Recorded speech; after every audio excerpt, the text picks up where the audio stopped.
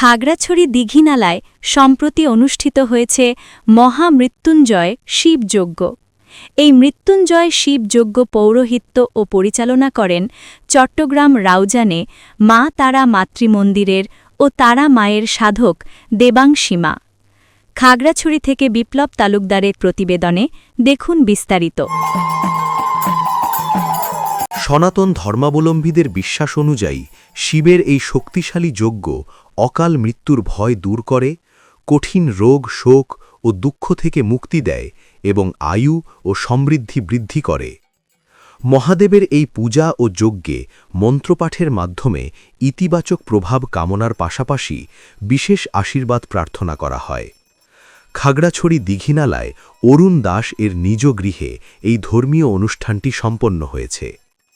যজ্ঞের তাৎপর্য: মহামৃত্যুঞ্জয় মন্ত্র জপ ও হোম যজ্ঞের মাধ্যমে অকাল মৃত্যুর হাত থেকে রক্ষা পাওয়ার জন্য ভগবান শিবের কৃপা প্রার্থনা করা হয়।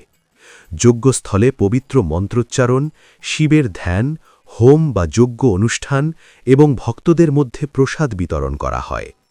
মানুষের জীবন থেকে রোগ দোষ ও ভয় দূর করা এবং সুখ শান্তি কামনা করা হয়। খাগড়াছড়ি দীঘিনালা উপজেলায় এই যজ্ঞে অনেক ভক্ত ও পুণ্যার্থী অংশগ্রহণ করেছেন।